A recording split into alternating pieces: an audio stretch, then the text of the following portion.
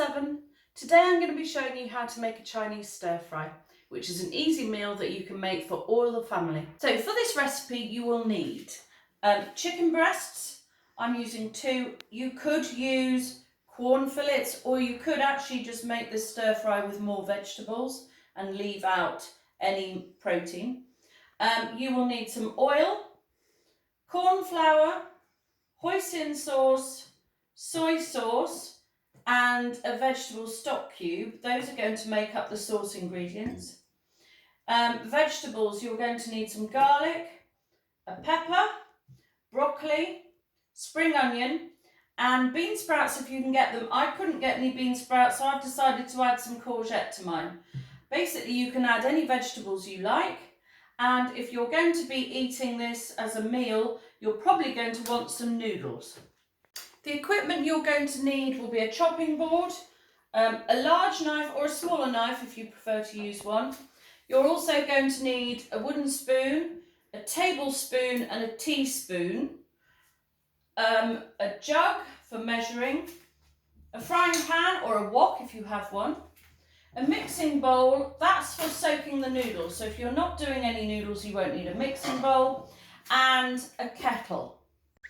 Now, the reason you're going to need a kettle is primarily to soak your noodles. You can use hot water to make up the sauce, but you don't have to. So if you know you've got some dried noodles, these are dried noodles. I'll just take one out of the packet to show you. And they're really hard and they come in little nests. So you allow 1 nest per person and put that into your mixing bowl.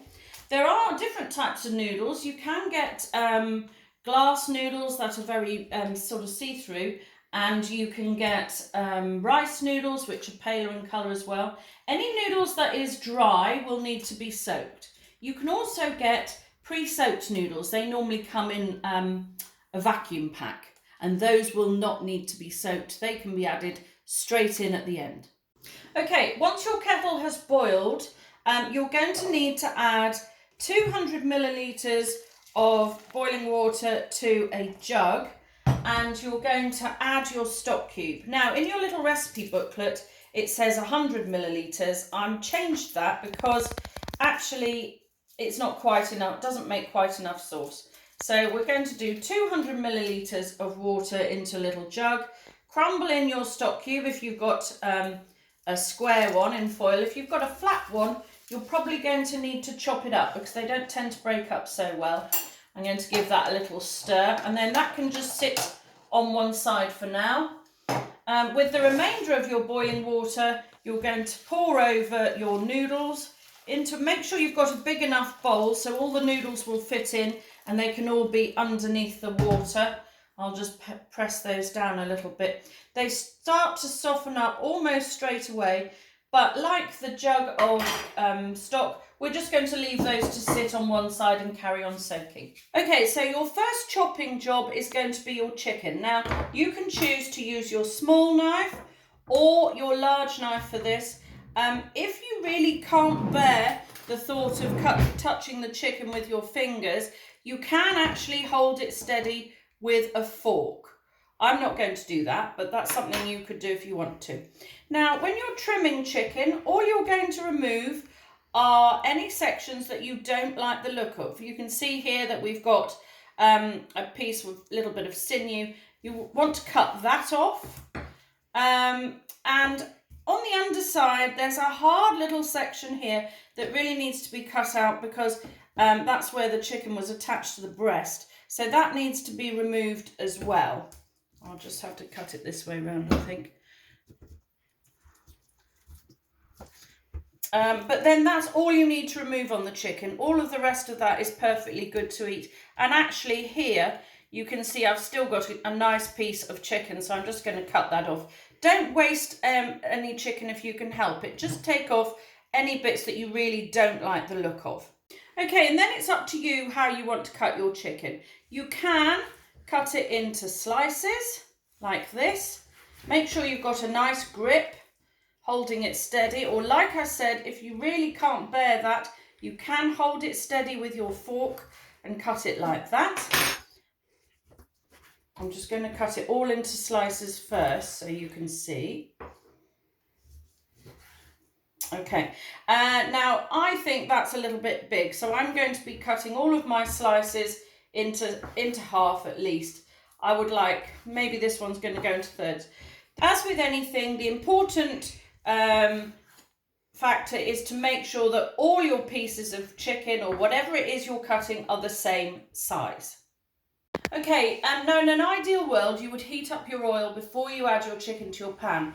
But really, we need to make some space on the chopping board. So just put your chicken straight into the pan that you're going to be cooking in for now. And I will talk you through how to heat that up after. So just move all the chicken off the board out of the way. And you're probably going to need to wash your hands. You won't need to wash the board.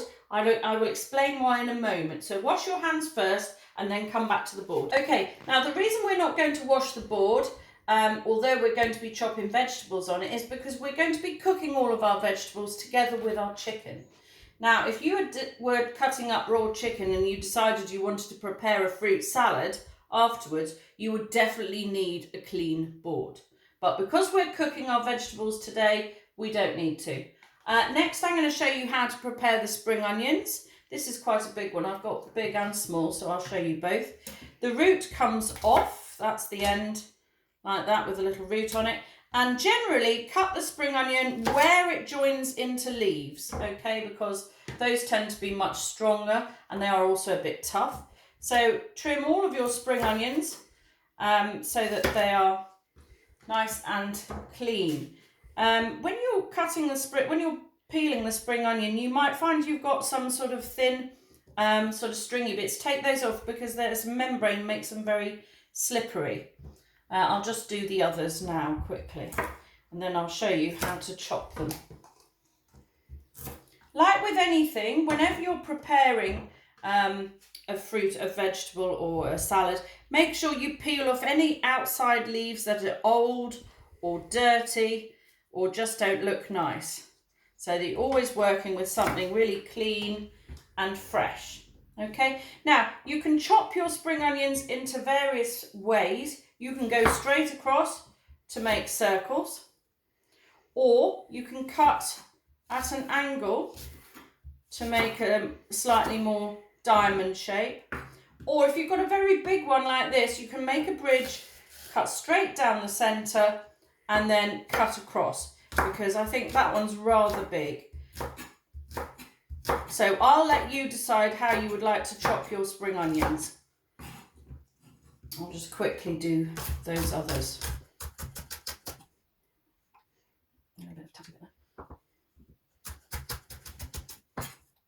Okay, next job is the pepper. So it doesn't matter what colour pepper you're using. You can have a red, green, yellow, orange. I find personally that the green ones have the strongest taste and the yellow and orange ones are the mildest. When you're dealing with a pepper, we have done this before with couscous salad, you cut the sides off, okay? I don't know if you can see that, but you're going to slice down, so you end up with, what you should have is 4 flat pieces, okay? And then the core stays here. I'll just show you that you can also use the bottom. So if you want to cut off the bottom from the core, you can. And if you haven't cut it very carefully against the top of the pepper, you can also get an extra slice out of that. So then the core contains the seeds, and then that is, you can get rid of that. So for cutting the pepper, I would do the same as anything else. We start with flat pieces, as I've just showed you. Then we're going to go into strips and then across. Now, if you've decided that your chicken is in strips, you might want your peppers to be in strips. One thing to tell you about pepper, this is a little bit unusual. Normally when we're cutting, we always cut on the flattest side, the side that's least likely to move. In the case of peppers, I generally recommend we do them the other way up, because the pepper skin is extremely tough and I find sometimes it's hard to cut through. And so actually upside down tends to work a bit better, but that's pretty much the only vegetable that I ever want to cut upside down. So get all of your pepper cut into the same size pieces.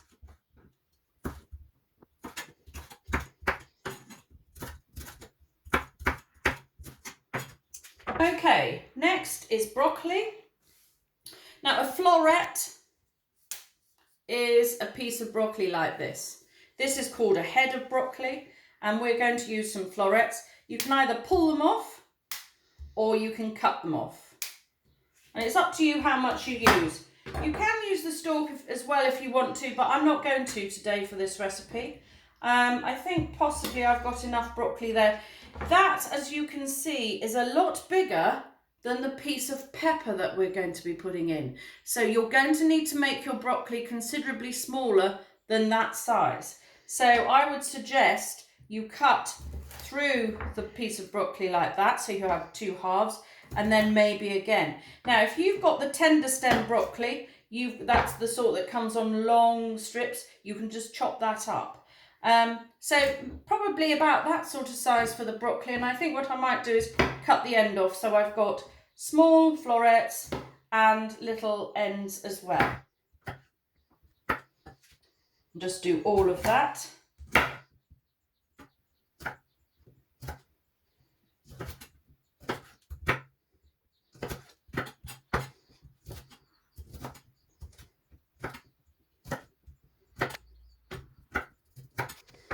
Okay, so that's the broccoli chopped. Like I said before, I haven't got any bean sprouts, but I'm going to use courgette. I'll just show you how you can add another vegetable if you like. Other things you could also add something like mushrooms would be nice. Always with a courgette, same as we would do with a carrot, get a workable section straight through the middle and again and then across. So that's dead easy to chop up. You can also add things like bok choy or pak choy, some leafy vegetables as well. Things like finely sliced cabbage you would be able to add as well if you wanted. Okay, that's all the vegetables chopped. Next we're going on to garlic.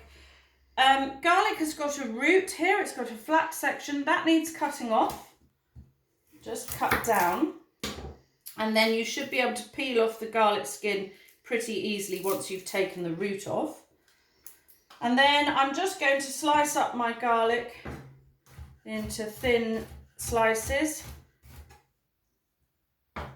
And then I'm going to use my big knife to get it into little pieces. So you're going to hold the tip of the knife and just rock up and down with the blade. This is called the heel of the knife, and you're just going to go up and down like that until you get little pieces. If you've got a garlic crusher, brilliant, use that. I don't have a garlic crusher at home. I don't know why, but I've never had one. And so there's the garlic all nice and finely chopped up. Okay, so that's all the chopping done. Next, we're going to go and turn on the heat and start cooking our chicken. Okay, so our chicken is already in our frying pan or wok. You're going to add 2 tablespoons of oil to help it cook. And as always, when we're cooking on the hob, we will start on number 4 heat. Now, while that's heating up, you can be draining or you can check your noodles. So let me just show you. They're nice and soft and they've really swelled right up. So if yours aren't nice and soft yet, leave them to drain a bit longer. As soon as they are soft, they can come out of the water and into a colander. And then you're just going to tip them straight into the colander or into a sieve if you prefer. And then just leave that to sit in the bowl and drain.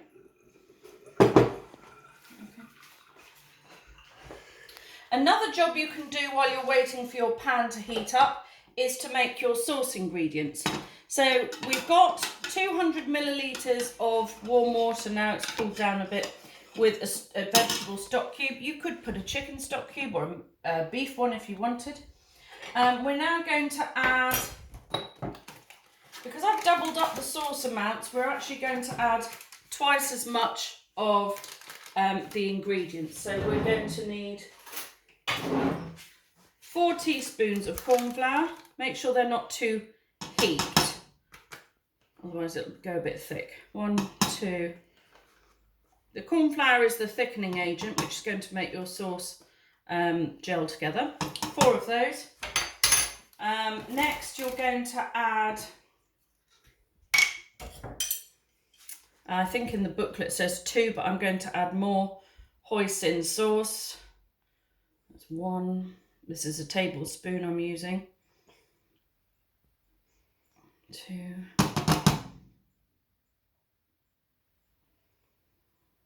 I will probably add that for now. That's 3. If I can get any more out of there, I will. And then the last thing you're going to add is soy sauce. It says dark soy sauce. Sorry, it says dark soy sauce. Actually, I've only got light, so any soy sauce will do. And you're going to need the same amount of soy sauce. So for this amount, I'm going to add 3. Okay. And then all of that just gets stirred together. Get all of your sauce off of your spoon, because that's going to add the flavour.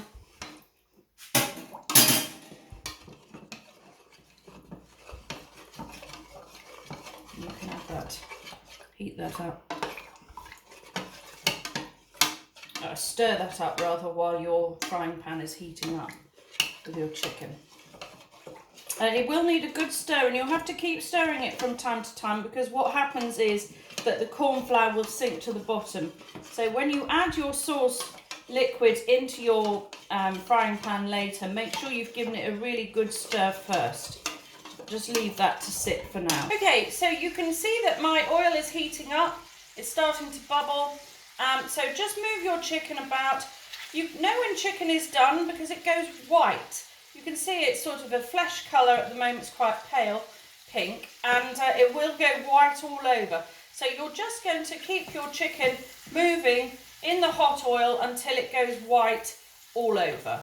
Okay, so my chicken's been bubbling away for about 5 minutes, and you can see that it's gone white all over. Make sure you've been moving it around and stirring it and turning it over so you can check it's white on all sides. Once it's got to that stage, you can add the rest of your vegetables and your garlic.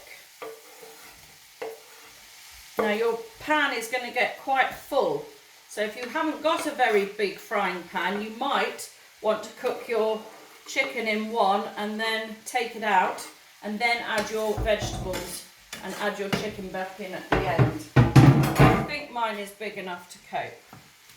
So we're going to add the vegetables and the garlic. Make sure they're all in contact with the bottom of the pan, because that's where the heat is coming from. And you're just going to move your vegetables around. Now the vegetables are going to be cooking for about 5 minutes, I would say. Courgettes don't take very long, neither do the spring onions or the peppers. And you can see I've cut my broccoli into nice small pieces. If your broccoli is still a bit big, it will need to cook for a little bit longer. It's fine to eat broccoli crunchy, but you don't want huge raw bits of broccoli in your stir fry. So we're going to cook those for about the next 5 minutes. Okay, so my vegetables have been cooking for about 5 minutes. You can't really notice much difference, but 5 minutes is probably all they need. I'm now going to add my sauce. As I said before, make sure you give it a good stir before you pour it in, to make sure the corn flour hasn't all sunk to the bottom.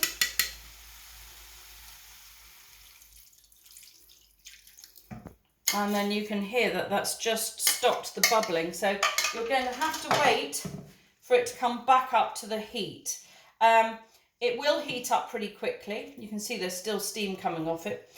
And as soon as this liquid boils, it will thicken.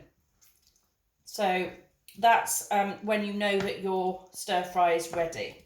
So I would just carry on stirring it and waiting for it to bubble. Make sure all the vegetables and the chicken go nicely under the sauce, because the sauce is where all the flavour is. Now, this is a nice healthy meal. You can add as many vegetables as you like. And it's a very quick one to make. Now I'm just noticing there, look what's happened. I've left a big piece of pepper there. If you find when you're stirring some of your lumps are bigger than other bits, you can deal with those with a pair of scissors. I'm just going to chop that up because that's huge. I missed that bit. Okay, can you see that we're bubbling? Can you also see that the sauce has thickened? It's bubbling more in the centre, so make sure you keep moving it from the edges to the centre until it's bubbling all the way through. Okay, at this point you can have a taste, and if you think you need a little more soy sauce, add some. We don't add any salt to this recipe because the soy sauce is salty on its own. And actually the hoisin is very flavoursome, and that should be tasty enough really. Okay, so I've stirred my noodles into my chicken and vegetable and sauce, and that's the finished dish. I'd just like to mention that it's really important you clean your chopping board and your knife thoroughly. They've had raw chicken on, so you need to give them a good squirt of fairy liquid and a nice big scrub under some hot water to get them nice and clean.